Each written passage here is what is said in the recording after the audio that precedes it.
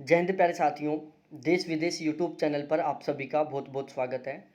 आज के इस वीडियो में मैं बात करने वाला हूं दिल्ली पुलिस को लेकर कि दिल्ली पुलिस में कांस्टेबल, हेड कांस्टेबल और सब इंस्पेक्टर को कितनी सैलरी मिलती है। देखो, हमारे दिमाग में एक क्वेश्चन रहता है कि जब हम दिल्ली पुलिस में लगेंगे तो एक कांस्टेबल को कितनी सैलरी मिलती है, एक हेड कांस्टेबल को कितनी सैलरी मिलती है और एक सब इंस्पेक्टर को कितनी सैलरी मिलती है।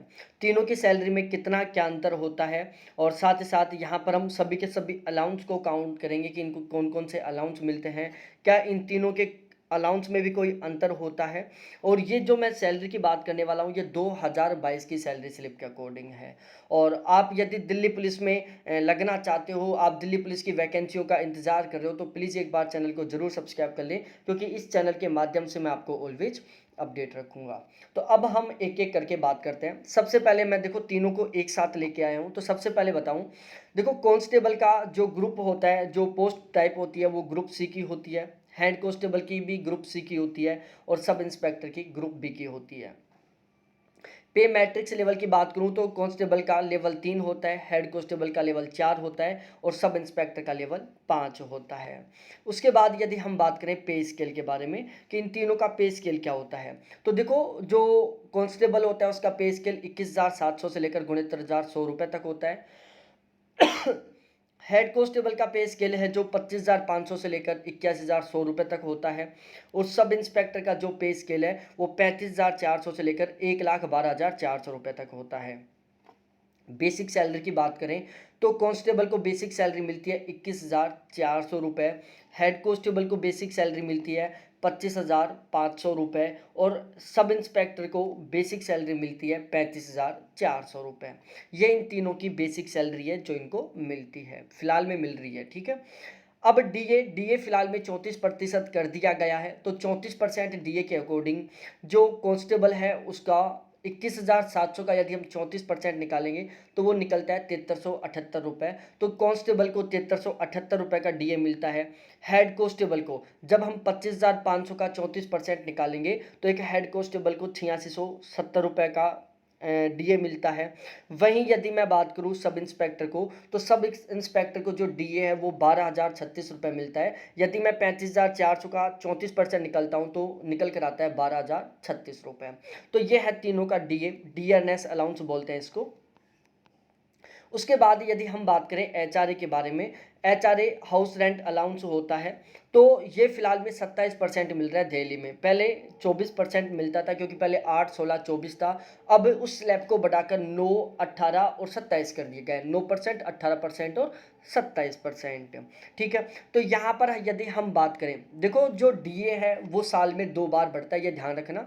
साल में 2 बार डीए बढ़ता है। ये गवर्नमेंट पर डिपेंड करता है कि वो डीए को कितना बढ़ाती है, लेकिन हर बार साल में 2 बार डीए बढ़ता है।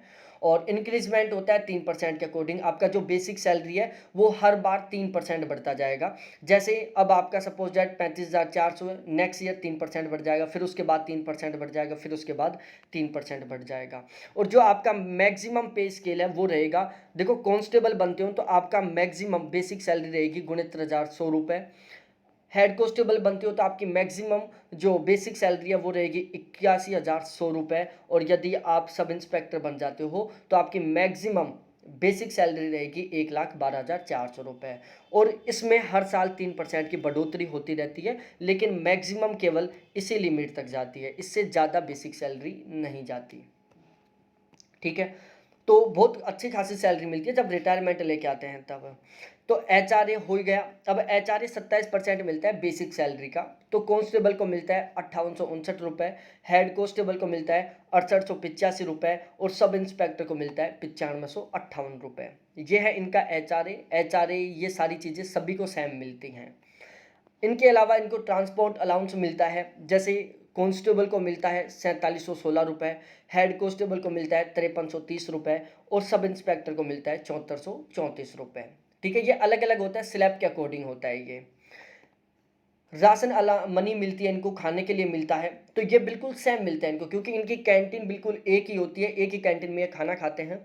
एक्स्ट्रा इनको यदि खाने के लिए चाहिए तो उसका एक्स्ट्रा पे करना पड़ता है इनको। तो जैसे कांस्टेबल को 3284 रुपये, हेड कांस्टेबल को भी 3284 रुपये और सब इंस्पेक्टर को भी 3284 रुपये राशन मनी मिलती है। अब इस तरीके से इनकी ग्रोस सैलरी बनती है टोटल मिलाकर। तो देखो कांस्टेबल की ग्रोस सैलरी बनती है 42,937 रुपये, हेड कांस्टेबल की ग्रोस सैलरी बनती है 49,669 रुपये और सब इंस्पेक्टर की ग्रोस सैलरी बनती है 67,712 रुपये। ये क्या है, इन तीनों की ग्रोस सैलरी है। अब इनमें डिडक्शन होता है, कटौती होती है।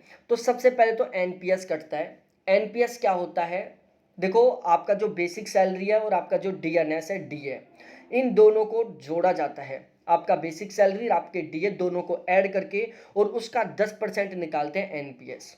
ठीक है, जब आप जॉब के लगोगे, आप ज्वाइनिंग लोगे, तो उस टाइम आपका एक एनपीएस अकाउंट बनाया जाएगा और गवर्नमेंट पर मंथ आपका 10% एनपीएस काटेगी और उस 10% एनपीएस को आपके अकाउंट में ट्रांसफ़र कर देगी। कौन से में, एनपीएस अकाउंट में। और जब आप रिटायरमेंट लेके आओगे तो उसमें क्या होता है सिस्टम, जैसे 10% तो आपका खुद काटी, आपकी सैलरी का कट गया, प्लस में 10% महीने के महीने गवर्नमेंट खुद की तरफ से मिलाती है। मतलब जितना गवर्नमेंट एनपीएस में काटती है लगभग उतना ही अमाउंट गवर्नमेंट अपनी तरफ से मिलाती है और आपके एनपीएस अकाउंट में ट्रांसफ़र कर देती है।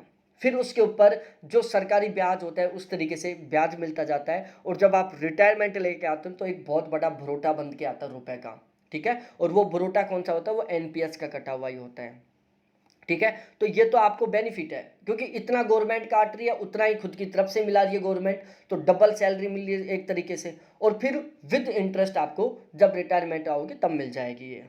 ठीक है, तो एनपीएस 10% करता है ग्रोस है उसका बेसिक सैलरी और डीए दोनों का मिलाकर।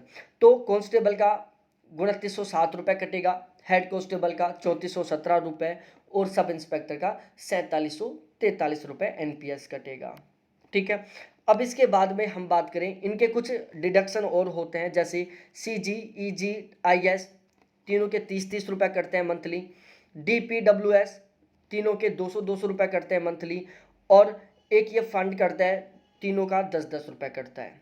ठीक है, ये सारा कुछ डिडक्शन होता है।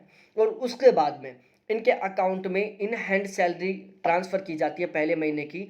तो जो कांस्टेबल होता है उनके अकाउंट में ट्रांसफ़र की जाती है 39,790 रुपये, हेड कांस्टेबल के अकाउंट में ट्रांसफ़र की जाती है 46,492 रुपये और सब इंस्पेक्टर के अकाउंट में ट्रांसफ़र की जाती है 62,729 रुपये।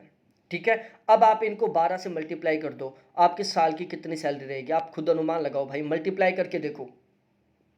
ठीक है, कितनी हो गई, इसकी 8 लाख के आसपास हो गई और इनकी सब इंस्पेक्टर की 8 लाख के आसपास पहले महीने की सैलरी रहेगी, पहले साल की सैलरी रहेगी। यदि मैं बात करूं हेड कांस्टेबल की, तो इसकी 5 लाख के आसपास पहले साल की सैलरी रहेगी। और यदि मैं बात करूं किसके बारे में, कांस्टेबल के बारे में, तो कांस्टेबल जी की जो सैलरी है वो लगभग वही 4.5 लाख के आसपास या 4.5-5 लाख के आसपास रहेगी। ठीक है, इसको आप 12 से मल्टीप्लाई कर लेना, वो आपकी वार्षिक सैलरी निकल कर आ जाएगी।